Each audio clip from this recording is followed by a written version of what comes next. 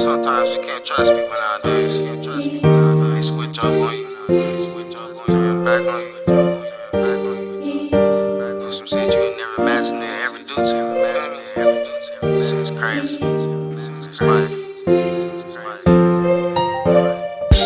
I don't know who to trust. Everybody switching up. I can't trust these niggas. No, I can't trust these hoes. Niggas be shooting but be quick to tell. So I'ma just stick to myself, cause I can't trust these niggas. Dealt with stuff. He always talked about dealing with demons and whatever. But I'm thinking that's just the normal.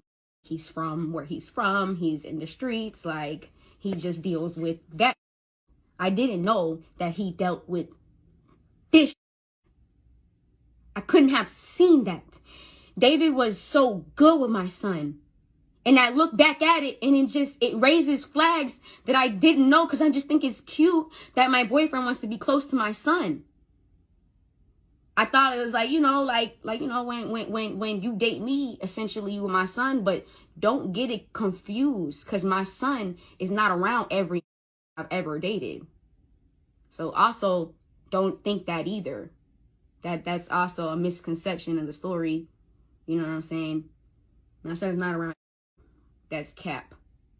That's cap. He had a relationship with this one though. David would call him, like, let's say me and David, we fighting or something. He'd call my son, go tell your mom I said sorry, da-da-da. So he would call, he had a relationship with my son. My son trusted him.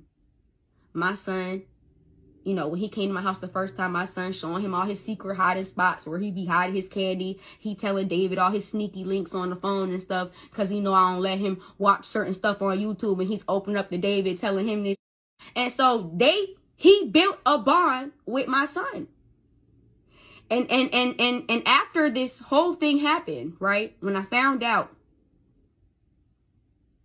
my son had his first football game and he won MVP. First time ever playing. He was MVP. He was so happy. He took his phone, he sent everybody pictures of his medal. He sends a picture to David's phone. I didn't have David's phone number blocked on my son's phone because I just wanted to keep it open in case he texted some crazy.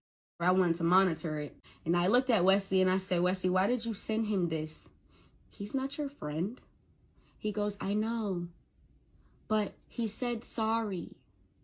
So my son is battling with the fact that this man violated him, but was his friend, is his friend, still called him after it, said sorry to him. He's 5. So he's battling with, he's confused. And it was that much confusion of me still dating this man. So yeah, he showed a picture of me in his house September 15th.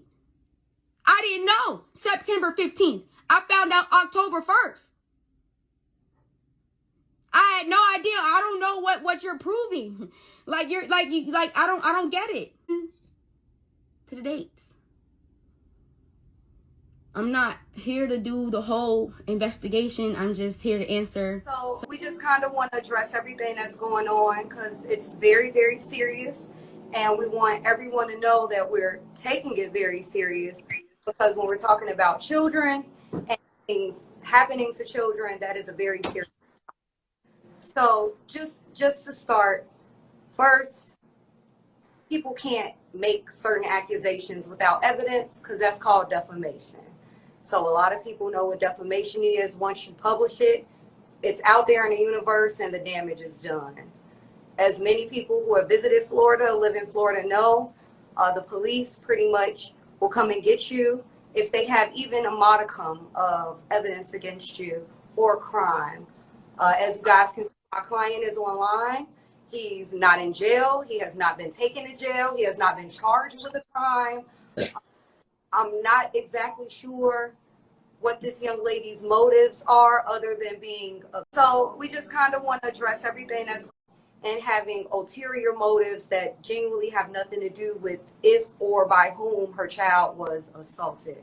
The least available restrictive means, which is social media, which is coming here with clearly edited audio, things that she has control over, and attempting to very defamatorily depict my client as something that he's not. And then the defamation part, because if there was anything about, so all I'm saying is, if there was something against my client, there would be a case open. There's not a case open.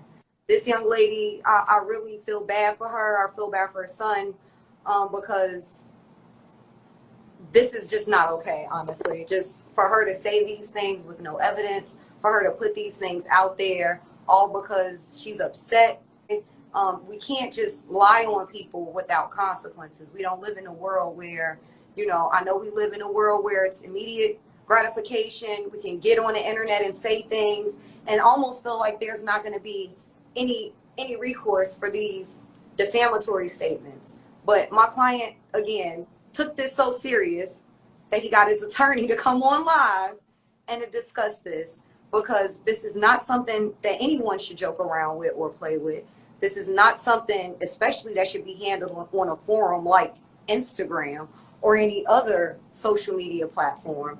If in fact something did like this happen, this is something that should be handled by the police and dealt with in the court system, and they can determine the truth. And if there's evidence of a crime, that's what we have these parameters in place for in our society. That's what this is. She's harassing my client. She's attempting to bully him. She's using false information about my client to defame him and his character.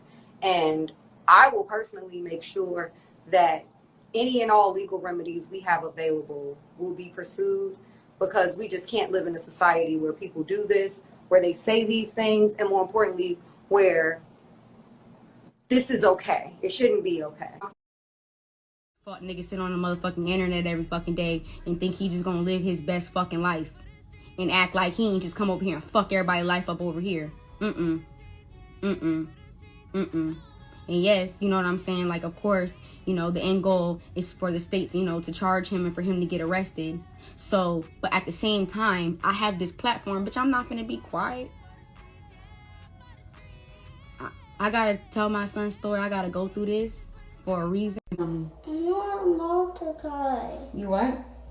I'm not about to cry. You look like it. So please tell me what's going on with you. Me and Alex were playing and I fell and I hit a stick. So I'm looking at him like, and I heard that before. He said that to me before, and I asked him what he was talking about. I'm like, are you okay? And he was like, yeah. So I'm like, okay. So I'm like, what are you talking about? Like, you're not making sense. And I said, where'd the stick go? He starts pointing. So I say, like, I'm like, my heartbeat. I'm like, what you talking about? And then he say, Alex put something up, something there. I say, what? What are you talking about? So I'm like, what are you talking about? Alex did what? What was it? He says, it was a little spiky thing. I said, where'd she get it from? I don't know. I said, what color was it? Silver and gold. I said, okay. Freaking out, because I don't know what's going on.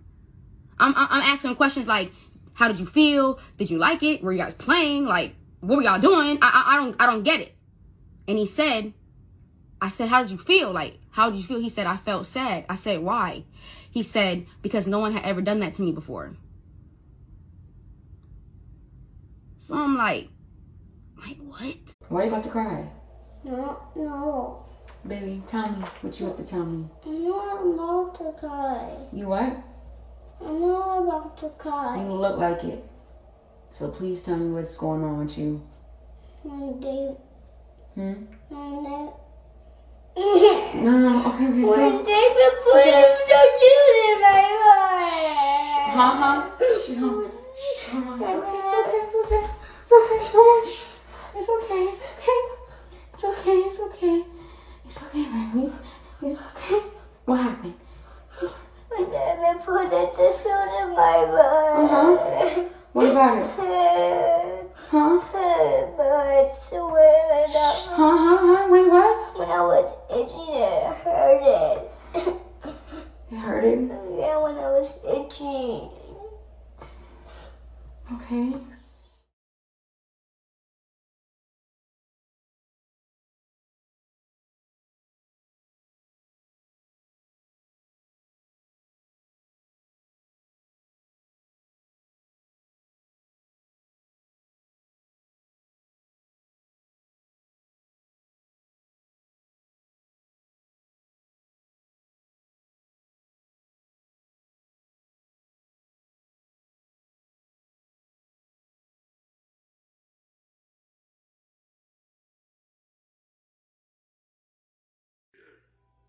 What do you mean, pure? Shit, I'm like, your soul been cleaned up. You be talking so weird. What do you mean, pure?